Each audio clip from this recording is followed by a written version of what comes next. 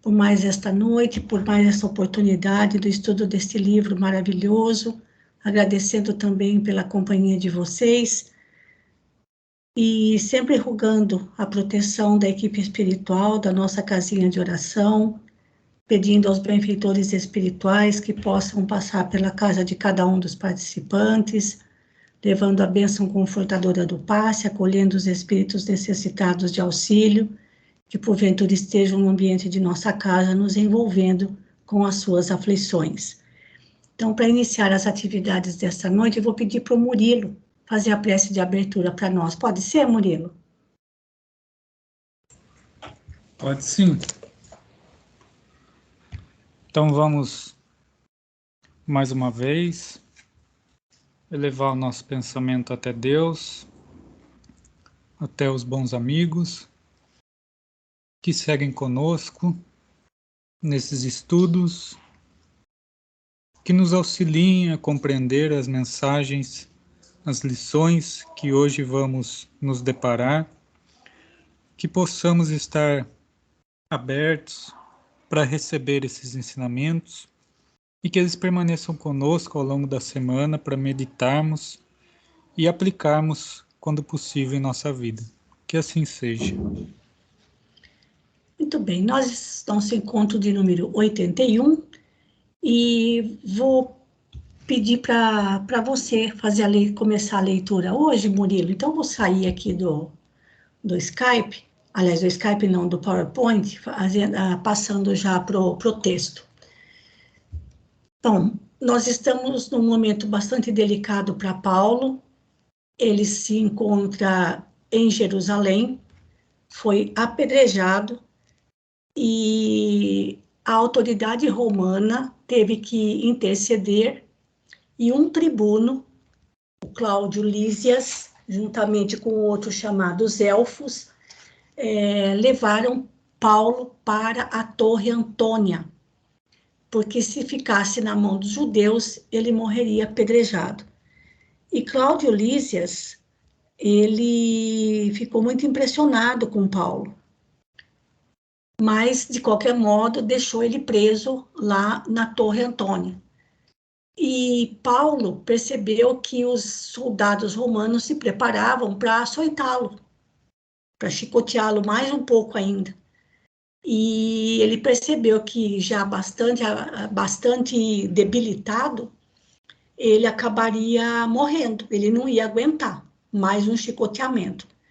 Então, nesse momento que ele percebeu que os guardas romanos estavam se preparando para isso, ele fez a seguinte pergunta para eles, já lá preso: será lícito açoitardes um cidadão romano antes de condenado? E aí o centurião suspendeu a ação e mandaram chamar o tribuno Zelfos, que também ficava na Torre Antônia. E aí ele perguntou para Paulo: dize-me, és de fato romano? E Paulo respondeu que sim, ele tinha cidadania romana. Então aí a coisa mudava de figura, porque Paulo precisava se poupar. Ele, no seu modo de pensar, ele achava que enquanto ele tivesse forças, ele deveria continuar levando a mensagem de Jesus para frente. E vamos dizer assim, a última carta que ele tinha disponível, da qual ele podia fazer uso naquele momento, era suspender a flagelação, usando a cidadania romana como proteção para ele. Porque vejam que situação: se as autoridades romanas liberassem ele, ele iria morrer nas mãos dos judeus. Se ele ficasse preso ali com a guarda romana, que iria flagelá-lo, ele também iria morrer. Então a situação dele estava bastante delicada e ele bastante debilitado. Então ele usou essa prerrogativa que realmente ele tinha como cidadão romano para poder se preservar, não porque ele tivesse medo de morrer, não é nada disso, mas ele não se julgava digno enquanto ele tivesse possibilidades de levar a mensagem de Jesus adiante, ele deveria usar todos os recursos lícitos, claro, ao seu alcance, para se manter vivo e continuar divulgando o Evangelho. Então, foi isso que ele fez.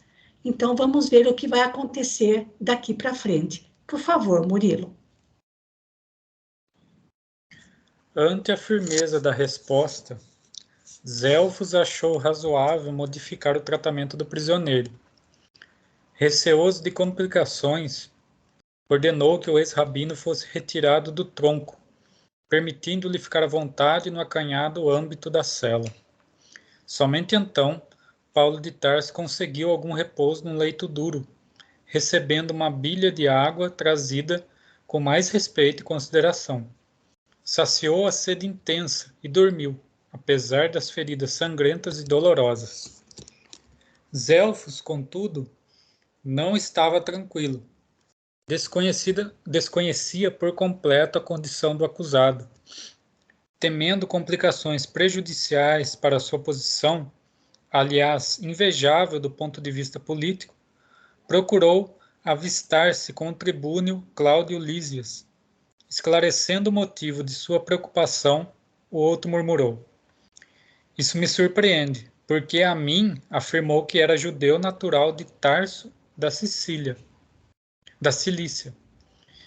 Zelfos explicou então que tinha dificuldade para discernir a causa, concluindo: Pelo que dizes, ele parece-me antes um mentiroso vulgar. Isso não, exclamou Lísias.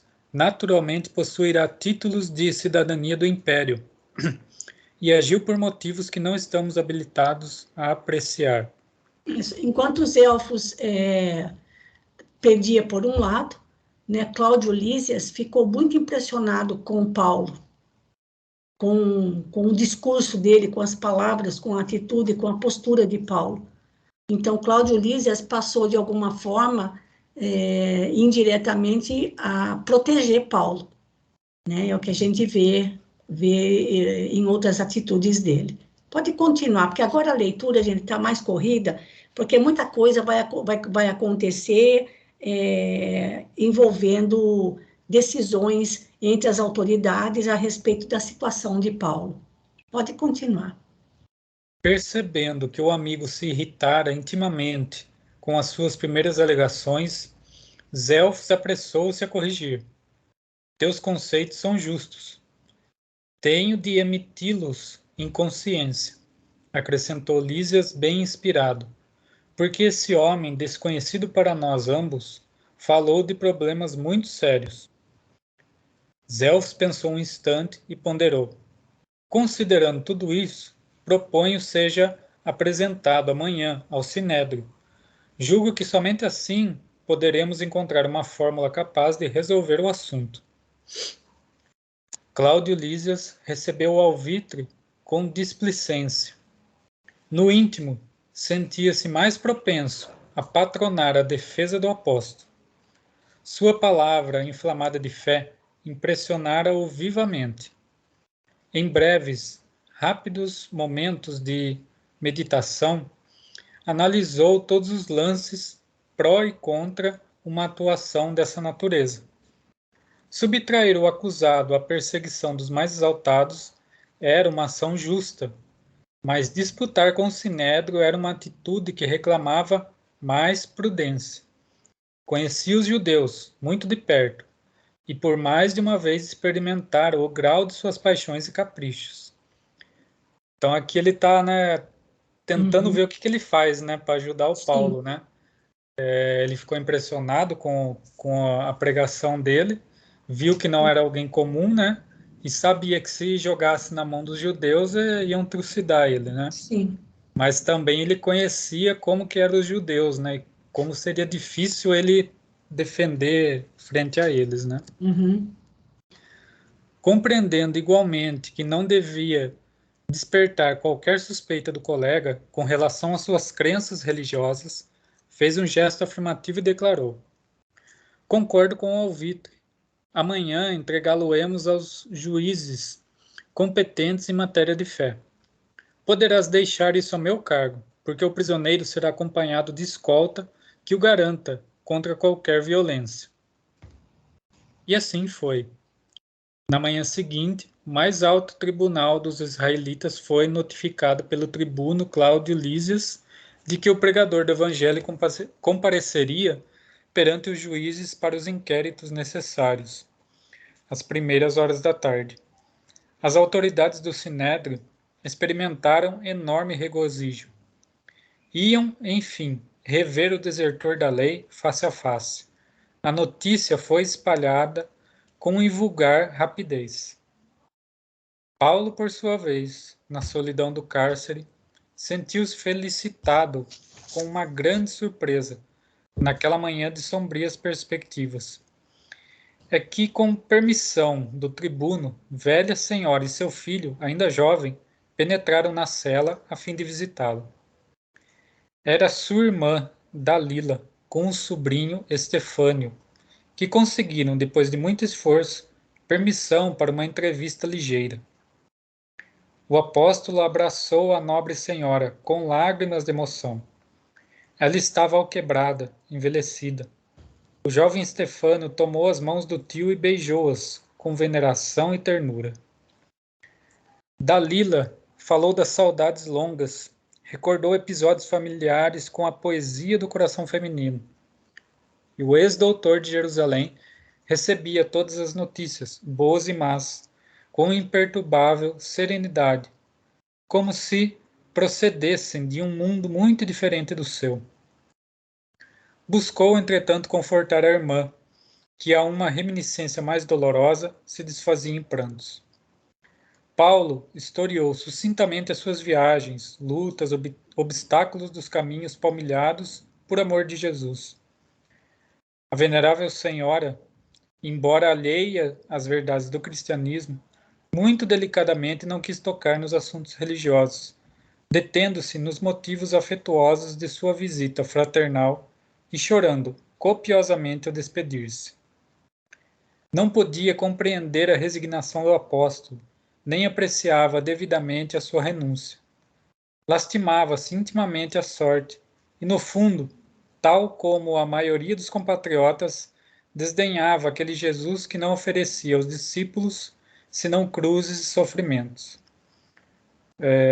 Acho que Paulo, até então, ele não tinha revisto nenhum parente dele, né? Não, pode Desde a ter conversão passado, dele. tinha passado 20 anos. Né? Nossa, foi um presente mesmo para ele, né? Paulo de Tarso, todavia, experimentara grande conforto com a sua presença, sobretudo a inteligência e a vivacidade de Estefânio, na ligeira palestra mantida, proporcionavam-lhe enormes esperanças no futuro espiritual do sobrinho. Ainda repassava na mente essa grata impressão quando numerosa escolta se postava junto à cela, para acompanhá-la ao sinédrio no momento oportuno. Logo após o meio-dia, compareceu à barra do tribunal e percebeu de pronto que o cenáculo dos grandes doutores de Jerusalém vivia um dos seus grandes dias, repleto de compacta massa popular. Sua presença convocava um aluvião de comentários. Todos queriam ver, conhecer o transfuga da lei, o doutor que repudiara e deprimira os títulos sagrados. Sobremaneira comovido, o apóstolo lembrou ainda uma vez a figura de Estevão. Competia-lhe agora dar igualmente o testemunho do evangelho de verdade e redenção. A agitação do sinédrio dava-lhe a mesma tonalidade dos tempos ali vividos. Ali, precisamente, infligira as mais duras humilhações ao irmão de Abigail e aos prosélitos de Jesus. Era justo, portanto, esperar agora acerbos e remissores sofrimentos. Depois, para cúmulo de amargura, a singular coincidência. O sumo sacerdote que presidia o feito chamava-se também Ananias. Acaso? Ironia do destino? Que coisa, não.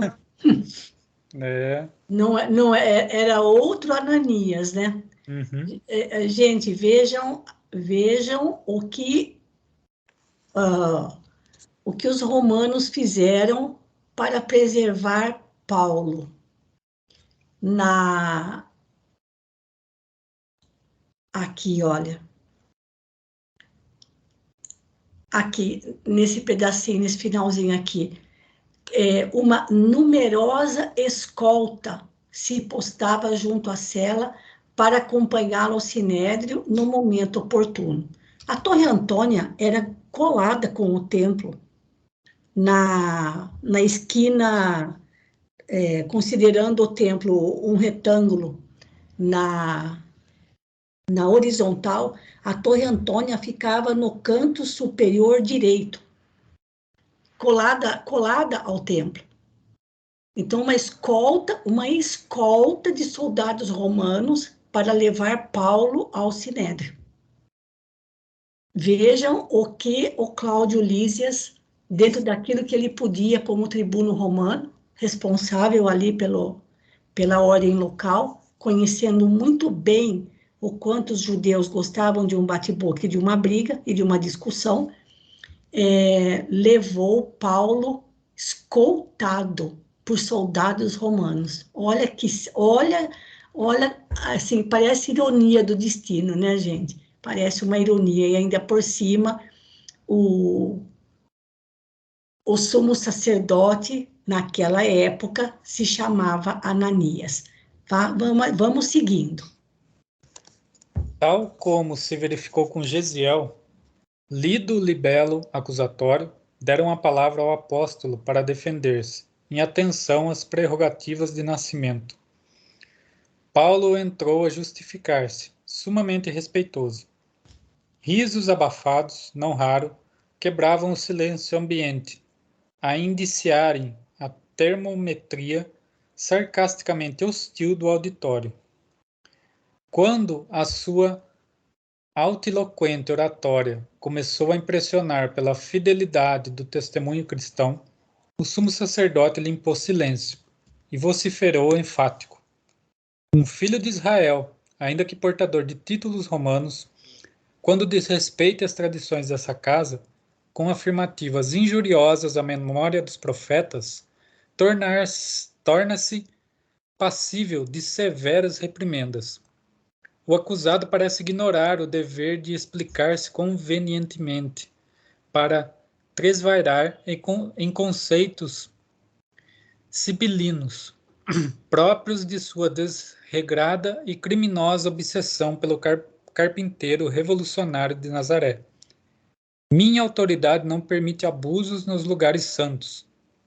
Determino, pois, que Paulo de Tarso seja ferido na boca, em desfronto aos seus termos insultosos.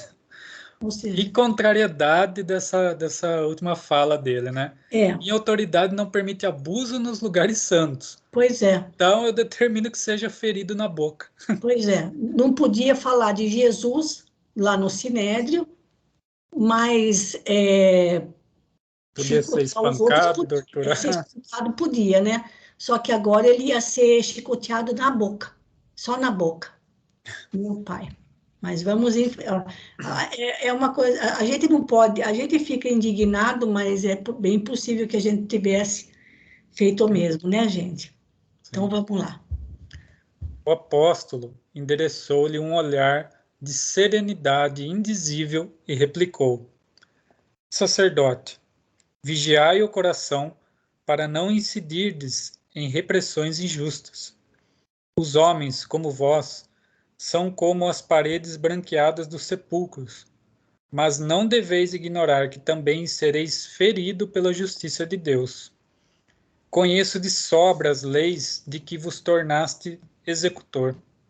Se aqui permaneceis para julgar, como e por que mandais ferir? Antes, porém, que pudesse prosseguir, um pequeno grupo de prepostos de Ananias avançou com açoites minúsculos, ferindo-o nos lábios. Ousas injuriar o sumo sacerdote? Exclamavam, fulos de cólera. Pagarás os insultos. As lambadas riscavam o rosto rugoso e venerando do ex-rabino, sob os aplausos gerais. Vozes irônicas elevavam-se incessantemente do seio da turba refesse. Uns pediam mais rigor, outros, estentóricos, reclamavam o apedrejamento. A serenidade do apóstolo dava pleno testemunho e mais acirrava os ânimos impulsivos e criminosos.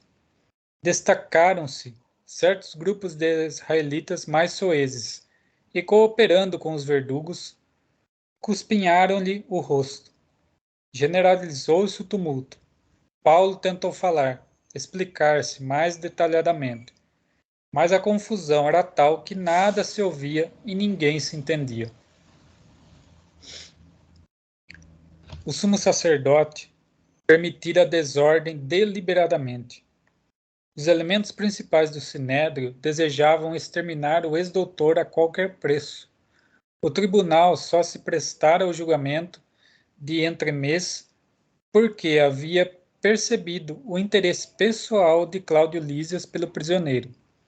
Não fora isso, Paulo de Tarso teria sido assassinado em Jerusalém para satisfazer aos sentimentos odiosos dos inimigos gratuitos da sua abençoada tarefa apostólica. Solicitado pelo tribuno presente à reunião memorável, Ananias conseguiu restabelecer a calma no ambiente. Depois de apelos desesperados, a assembleia emudeceu expectante.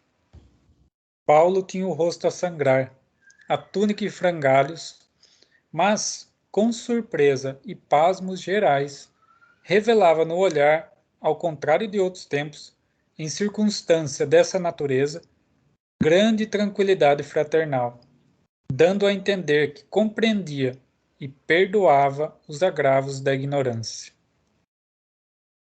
A postura dele aqui, né, é impressionante, né? Sim. Uma situação dessa e conseguir manter a serenidade, né? A gente vai lendo, esse trecho que nós estamos lendo agora e os que vêm depois, vão deixando a gente assim, emudecidos.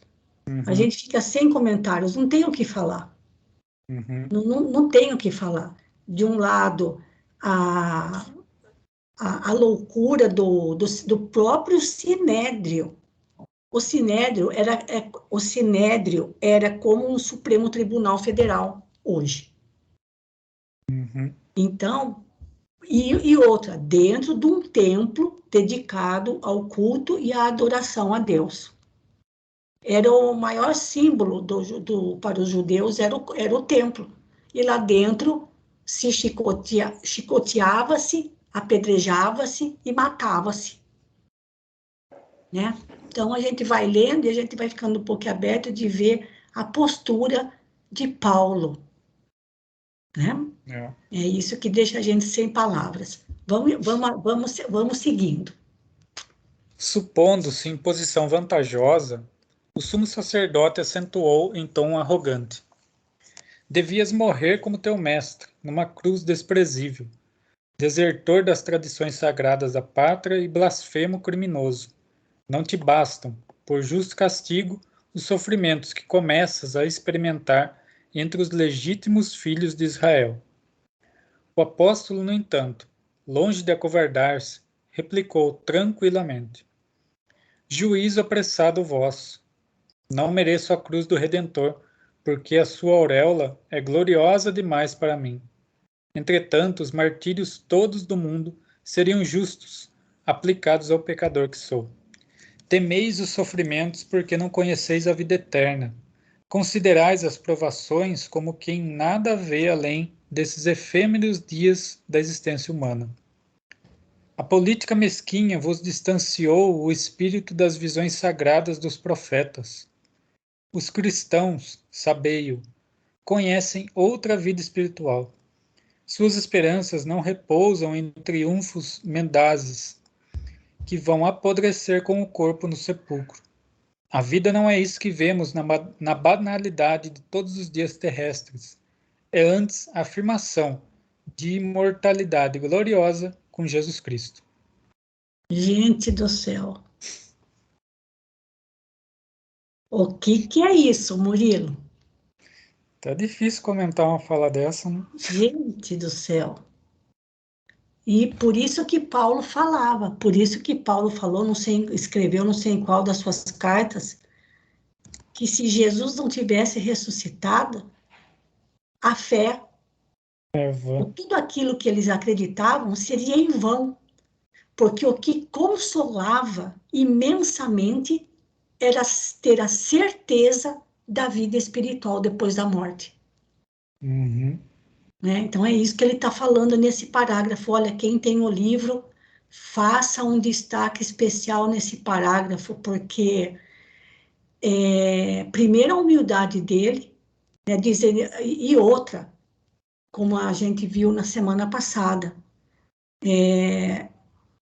se algum apóstolo quisesse morrer crucificado como Cristo tinha morrido, isso seria a coisa mais ridícula do mundo, porque ninguém deveria morrer ou teria autoridade moral, espiritual para morrer como Jesus morreu. Por isso que Pedro, que foi condenado à cruz, pediu para ser crucificado de cabeça para baixo, porque de cabeça para cima só Jesus. E Paulo se colocava assim, não, eu sou pecador, então eu mereço todos os martírios do mundo, mas não tenho medo deles. Vocês, sim, têm medo de sofrer, porque não conhecem a vida eterna. E olha o que ele diz: os cristãos conhecem outra vida espiritual. Suas esperanças não repousam nos triunfos do corpo. A vida não é isto que vemos da banalidade de todos. Gente, isso não continua servindo para a gente hoje? E como? E como, né? Então não tem, assim, não havia argumentação contrária ao que Paulo, ninguém conseguia argumentar contra ele. Tamanha a serenidade e tamanha a convicção que ele tinha. E o amor por Jesus, claro. Pode continuar. A palavra do orador parecia magnetizar agora a assembleia em peso. O próprio Ananias, não obstante a cólera surda, sentia-se incapaz de qualquer reação, como se algo de misterioso compelisse a ouvir até o fim.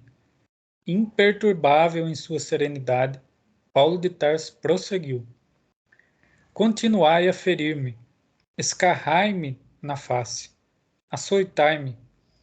Esse martirológio me exalta para uma esperança superior, porque já criei no meu íntimo um santuário intangível às vossas mãos, e onde Jesus há de reinar para sempre. Nossa.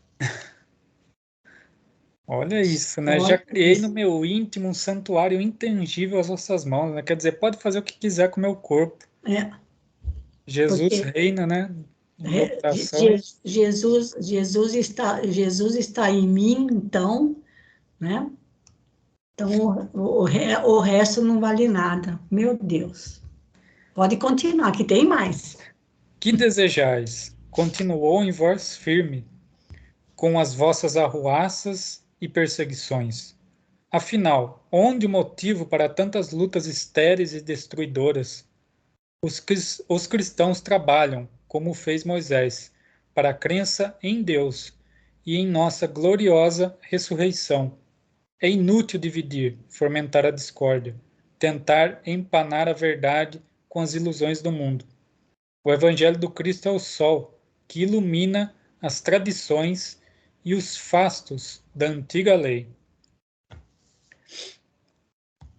Nesse interim, não obstante a estupefação de muitos, estabeleceu-se nova balbúrdia. Os saduceus atiraram-se contra os fariseus, com gestos e apóstrofes delirantes. Em vão o sumo sacerdote procurava acalmar os ânimos. Um grupo mais exaltado tentava aproximar-se do ex-rabino, disposto a estrangulá-lo. Foi aí que Cláudio Lísias, apelando para os soldados, fez-se ouvir na assembleia, ameaçando os contentores. Surpreendidos com o fato insólito, porquanto os romanos jamais procuravam intervir em assuntos religiosos da raça. Os trêfegos israelitas submeteram-se imediatamente. O tribuno dirigiu-se então a Ananias e reclamou o encerramento dos trabalhos, declarando que o prisioneiro voltaria ao cárcere da Torre Antônia, até que os judeus resolvessem ventilar o caso com mais critério e serenidade. As autoridades do Sinédrio não disfarçaram seu enorme espanto, mas, como o governador da província continuava em Cesareia, não seria razoável desatender ao seu preposto em Jerusalém. Tá certo. Murilo, você já leu bastante aqui para gente. Mais algum comentário? Não? Não tem nem o que comentar, né? É. Isso. Eu tinha visto que a Elaine tinha entrado, então vou pedir para a Elaine continuar a leitura. Pode ser, Elaine? Já que você está participando hoje. Vamos ver se o áudio dela vai abrir. Pode ser, Elaine?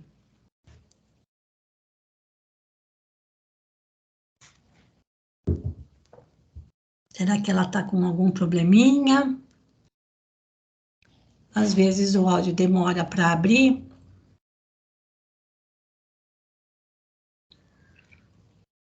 Acho que não está conseguindo, Elaine, que pena.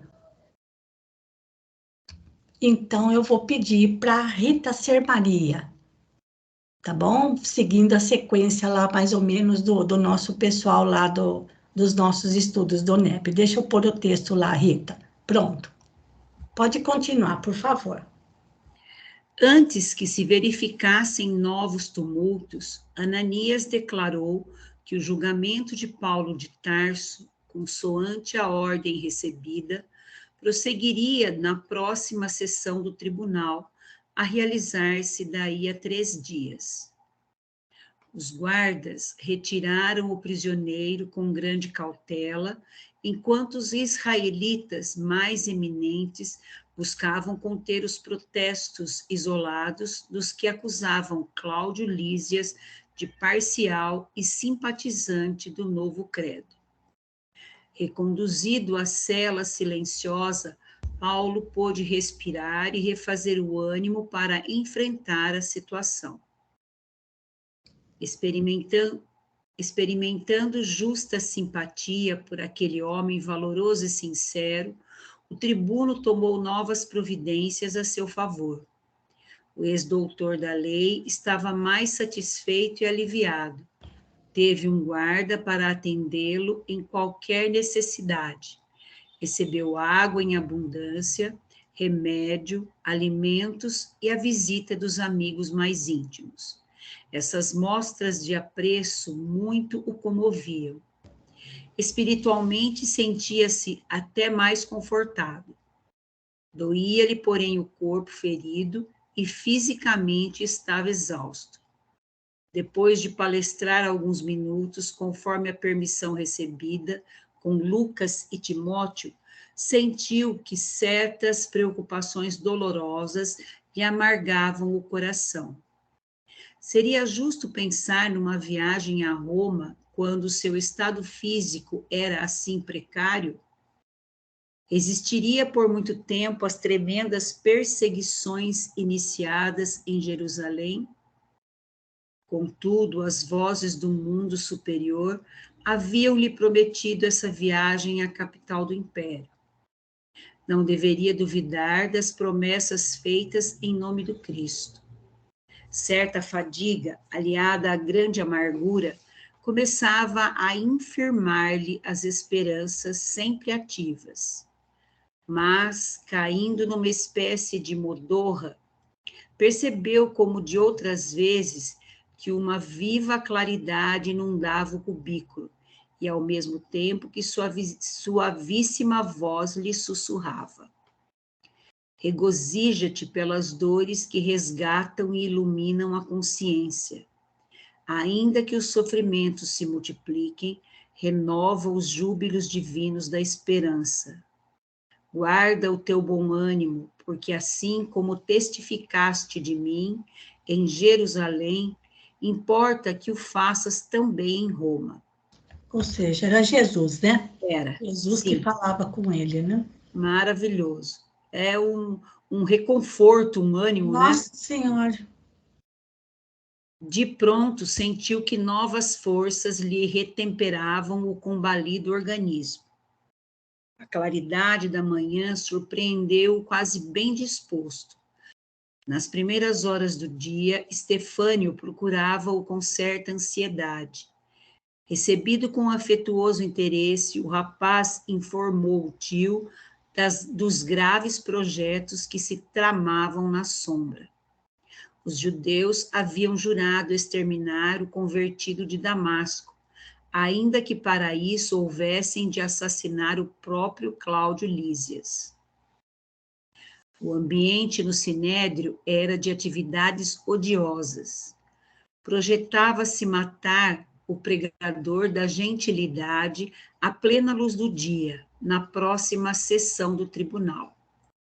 Mais de 40 comparsas dos mais fanáticos haviam prometido solenemente a consecução do sinistro desígnio. Paulo tudo ouviu e, calmamente chamando o guarda, disse-lhe: peço-te conduzir este moço à presença do chefe dos tribunos, para que o ouça sobre um assunto urgente. Assim, Estefânio foi levado a Cláudio Lísias, apresentando-lhe a denúncia. O arguto e nobre patrício, com o tato político que lhe caracterizava as decisões, prometeu examinar devidamente a questão, sem deixar presumir a adoção de providências definitivas para burlar a conjura. Agradecendo a comunicação, recomendou ao jovem o máximo cuidado nos comentários da situação, a fim de não exacerbar maiormente os ânimos partidários. Na solidão do seu gabinete, o tribuno romano pensou seriamente naquelas perspectivas sombrias. O sinédrio, na sua capacidade de intrigar, poderia promover manifestações do povo sempre versátil e agressivo. Rabinos apaixonados podiam mobilizar Facínora e, quiçá, assassiná-lo em condições espetaculares. Mas a denúncia partia de um jovem, quase criança. Além disso, tratava-se de um sobrinho do prisioneiro. Teria dito a verdade ou seria mero instrumento de possível mistificação afetiva, nascida de justas preocupações da família? Ainda bem, não conseguira destrinçar as dúvidas para afirmar conduta, quando alguém pedia o obséquio de uma entrevista. Desejoso de atreguar com cogitações assim graves, acedeu prontamente. Abriu a porta luxuosa e um velhinho de semblante calmo apareceu sorridente. Cláudio Lísias alegrou-se. Conhecia-o de perto, devia-lhe favores. O visitante inesperado era Tiago, que vinha interpor sua generosa influência em favor do grande amigo de suas edificações evangélicas. O filho de Alfeu repetiu o plano já denunciado por Estefânio minutos antes. E foi mais longe. Contou a história comovedora de Paulo de Tarso, revelando-se como testemunha imparcial de toda a sua vida, e esclarecendo que o apóstolo viera à cidade por insistência de sua parte, a fim de combinarem momentosas providências atinentes à propaganda.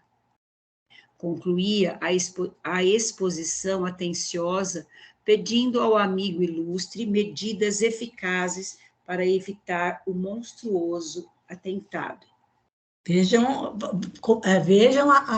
a proporção que as coisas foram tomando. O fanatismo dos judeus, se necessário, mataria o próprio tribuno romano, o Cláudio Lísias, para poder matar Paulo de Tarso. Sim.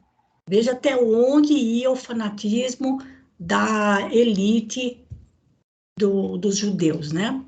E como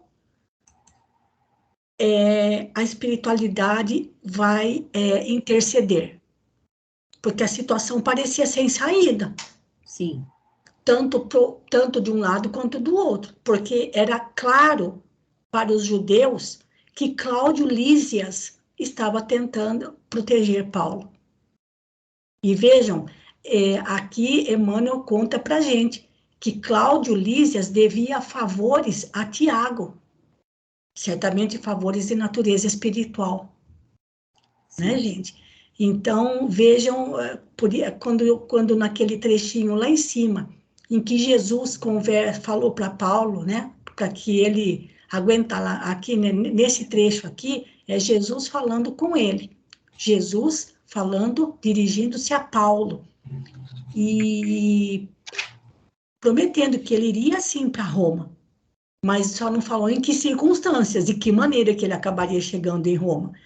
E então as providências, ou seja, a intercessão chegaria. Ele só teria que confiar e aguardar. Então a intercessão já vai começar aqui, com essa denúncia feita pelo sobrinho de Paulo e feito pelo próprio apóstolo Tiago, certo? Certo. Vamos mais um pouquinho. Maiormente apreensivo, agora o tribuno ponderou. Vossas considerações são justas. Entretanto, sinto dificuldades para coordenar providências imediatas. Não será melhor aguardar que os fatos se apresentem e reagir, então, a força com força? Tiago esboçou um sorriso de dúvidas e sentenciou: sou de parecer que vossa autoridade encontre recursos urgentes. Conheço as paixões judaicas e o furor de suas manifestações. Nunca poderei esquecer o odioso fermento dos fariseus no dia do Calvário. Se receio pela sorte de Paulo, temo igualmente por vós mesmo. A multidão de Jerusalém é criminosa muitas vezes.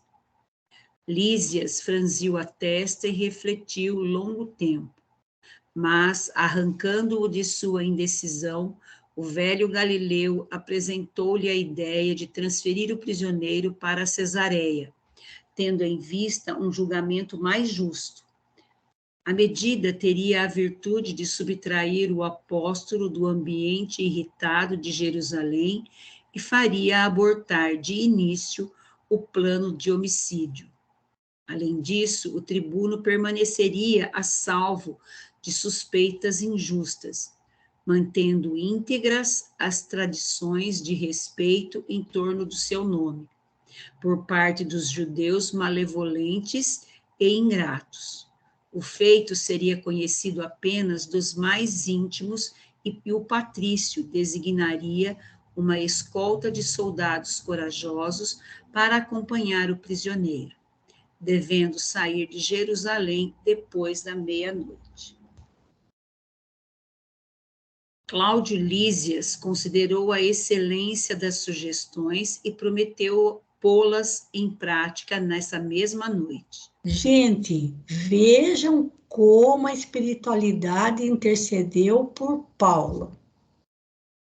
Sim. Cláudio Lísias devia favores ao apóstolo Tiago. Era simpatizante de Paulo e do próprio Tiago e dos próprios cristãos. Uhum. Mas ele corria o risco de ser morto, de ter a sua reputação como tribuno romano abalada por se intrometer em questões de ordem religiosa dos judeus. E vem Tiago e dá a ele uma sugestão que ele, Cláudio Lísias, achou excelente e ia colocar em prática na mesma noite. Ou seja, Paulo iria sair às escondidas da Torre Antônia, guardado por uma escolta de soldados corajosos. Não era qualquer soldado, soldados corajosos, para levar Paulo para Cesareia Marítima. Porque tem 2 Cesareias, então essa Cesareia é onde ficava a beira-mar. Pode continuar, Rita, faz um favor. Logo que Tiago se despediu, o romano chamou 2 auxiliares de confiança e deu as primeiras ordens para a formação da escolta forte, de 130 soldados, 200 arqueiros e 70 cavaleiros. Olha isso, gente. Não é uma escolta qualquer, de meia dúzia de soldado raso. Não. 130 soldados, 200 arqueiros e 70 cavaleiros. Quem que ia se intrometer com eles? Sim. Para guardar e levar Paulo de Jerusalém para Cesareia. Olha como a intercessão da espiritualidade superior, amando de Jesus, trança os seus pauzinhos, gente. Olha que coisa. Maravilhoso. É maravilhoso. Tudo isso por quê? Porque Cláudio Lísias simpatizou-se demais, ficou impressionado com a figura de Paulo, com o que Paulo falava, como falava, e era amigo do apóstolo Tiago. Um tribuno romano tinha um coração mais grandioso do que os fariseus fanáticos. Olha só, gente. Isso é incrível. Pode continuar. Sob cuja proteção Paulo de Tarso haveria de comparecer perante o governador Félix, no grande porto palestinense. Porque o governador da Judéia, na época de Jesus, era Pôncio Pilatos. Agora já era outro, era esse Félix. Só que o governador não estava em Jerusalém, ele estava em Cesareia. Por isso que o Cláudio Lísias estava no lugar dele, lá em Jerusalém. Tá? Então, vão levar Paulo para uma autoridade maior, o próprio governador romano na Judéia. Pode continuar. Os prepostos, atendendo às instruções recebidas, reservaram para o prisioneiro uma das melhores montarias. Alta noite, Paulo de Tarso foi chamado com grande surpresa. Cláudio Lísias explicou-lhe em poucas palavras o objetivo de sua decisão, e a extensa caravana partiu em silêncio rumo a Cesareia. Dado o caráter secreto das providências tomadas, a viagem correu sem incidentes dignos de menção. Apenas muitas horas depois partiam da Torre Antônia os respectivos informes, convencendo-se os judeus, com grande desapontamento, da inutilidade de quaisquer represálias. Pronto. Aí jogou um balde de água fria nos ânimos de todos lá, né? Sim. Em Cesareia, o governador recebeu a expedição com enorme espanto. Conhecia o renome de Paulo e não era estranho às lutas que sustentava com os irmãos de raça. Mas aquela caravana de 400 homens armados para proteger um preso era de causar admiração. Só era, né, gente? Meu Deus do céu. Era meio difícil passar desapercebido, isso mesmo. Depois do primeiro interrogatório, o preposto máximo do império na província sentenciou: atento à origem judaica do acusado, nada posso julgar sem ouvir o órgão competente de Jerusalém. E mandou que o sinédrio se fizesse representar na sede do governo com a maior urgência. Os israelitas estavam sumamente satisfeitos com a ordem. Consequentemente, 5 dias depois da remoção do apóstolo, o próprio Ananias fizera questão de chefiar o conjunto de autoridades do Sinédrio e do templo, que acorreram a Cesareia com os projetos mais estranhos relativamente à situação do adversário. Os velhos rabinos, conhecendo o poder da lógica e a formosura da palavra do ex-doutor de Tarso, fizeram-se acompanhar de Tértulo, uma das mais notáveis mentalidades que cooperavam no colendo sodalício. Nossa. Assim, não sei o significado dessas duas palavras, procurem depois, porque agora a gente vai caminhar mais um pouquinho para ver o que vai acontecer, gente. Certo. Improvisado o tribunal para decidir o feito, o orador do Sinédrio teve a prioridade da palavra, usando-a em tremendas acusações contra o indiciado réu, desenhando a cores negras todas as atividades do cristianismo e terminando por pedir ao governador a entrega do acusado aos seus irmãos de raça, a fim de ser por eles devidamente julgado. Concedido ao ex-rabino o ensejo de explicar-se, Paulo começou a falar com grande serenidade. Félix lhe observou logo os elevados dotes intelectuais, os primores dialéticos e ouvia-lhe a argumentação com invulgar interesse. Os anciães de Jerusalém não sabiam ocultar a própria ira. Se possível, teria espostejado o apóstolo ali mesmo. Tal a irritação que os assomava a contrastar com a tranquilidade transparente da oratória e da pessoa do orador adverso.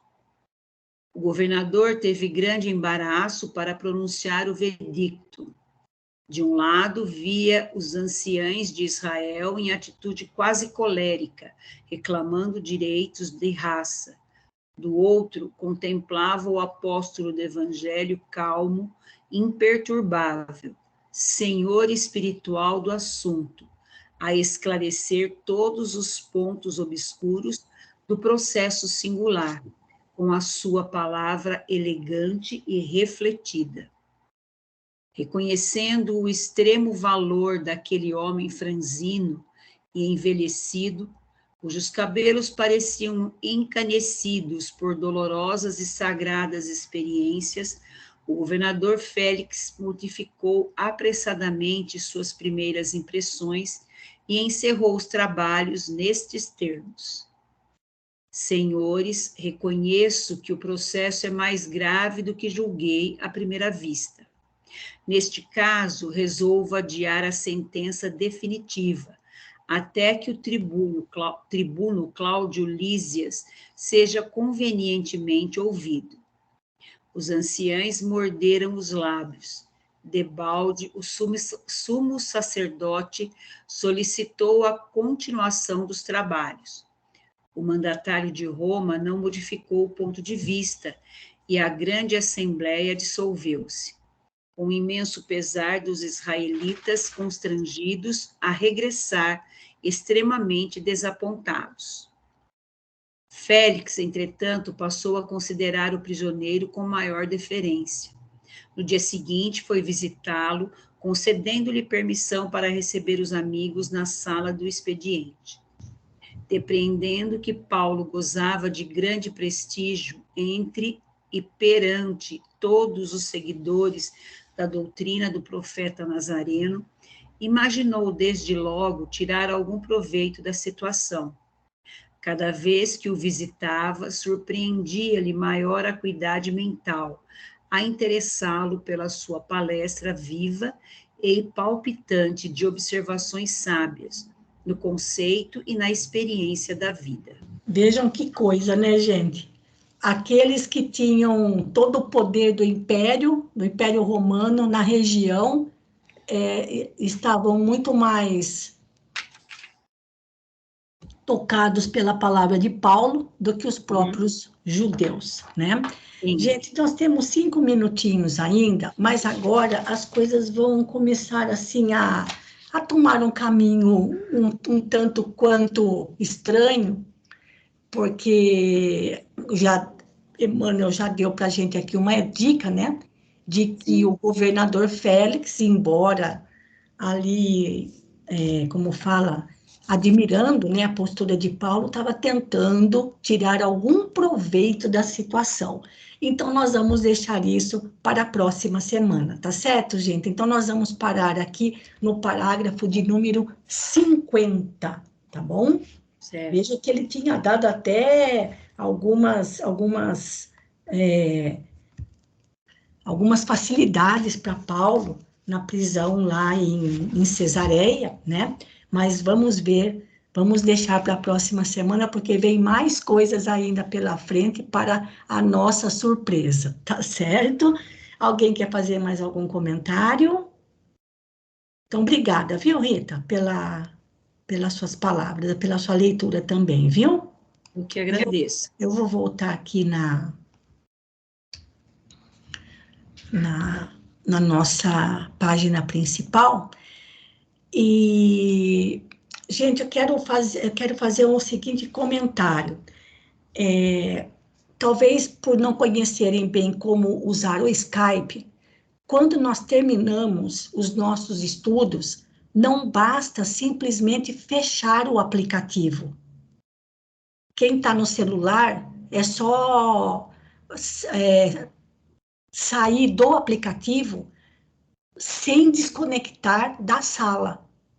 Ou seja, para sair da sala, tem que apertar aqui o botãozinho vermelhinho do telefone, para quem está no celular, que é o mais fácil, para encerrar a chamada. Porque senão você saiu do Skype, mas continua na chamada. E isso vai acumulando. Então, se vocês prestarem atenção no que aparece no cantinho aqui em cima do nome da sala, NEP de Eurípides Barçanufo, por exemplo, agora está aparecendo aqui 14 de 96. Ora, mas não tem 96 pessoas na chamada.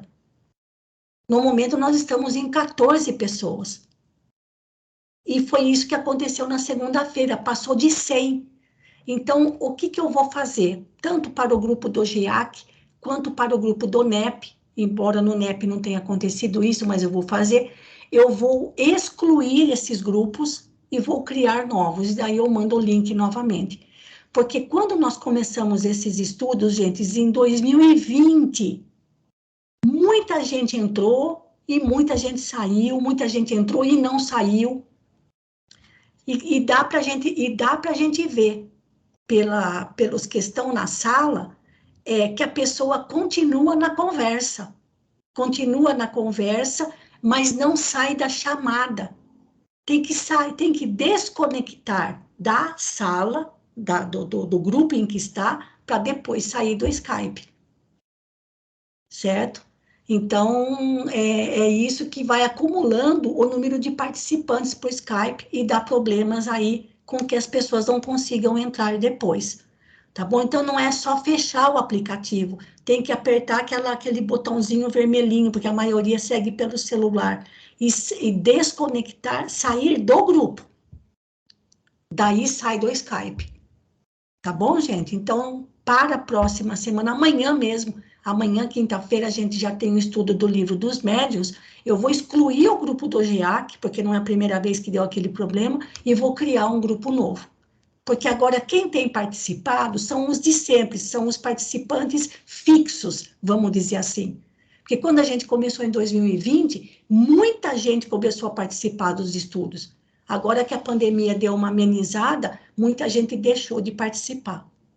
Mas fica registrado. Certo? E às vezes a pessoa sai, mas não desconecta da sala e continua ainda como se estivesse participando, tá bom?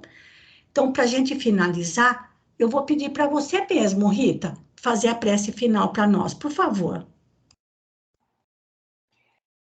Vamos elevar o nosso pensamento a Deus, agradecendo a oportunidade de estarmos reunidos, de termos uma forma de podermos estudar que não seja só presencialmente, mas que possamos, mesmo embora agora com menos pessoas participando, mas que possamos aproveitar, Senhor, dos ensinamentos que nos são passados por Emmanuel e Chico Xavier, e que nos ensinam, nos mostram o que aconteceu com Estevão, com Paulo de Tarso, com todos os envolvidos nesta situação, e que possamos, Senhor, tirarmos os melhores ensinamentos de tudo o que eles sofreram e que Deus, que Jesus também sofreu, para nos deixar esses ensinamentos maravilhosos, e que possamos com isso, Senhor, sermos cada vez melhores. Que Deus nos abençoe esta noite, que Deus nos abençoe a cada um participantes desta reunião, os encarnados e desencarnados. Que Deus nos abençoe e que possamos ter uma noite de paz, de harmonia e de descanso. Que Deus nos abençoe a todos. Boa noite, graças a Deus. Então, muito obrigada, meus amigos, pela companhia. Desejo a todos uma boa noite, um bom descanso e até a nossa próxima atividade. Amanhã nós temos o estudo do Livro dos Médiuns, no grupo do GEAC, e na sexta-feira nós temos a roda de leitura, se Deus quiser. Então, boa noite a todos e um bom descanso. Fiquem com Deus.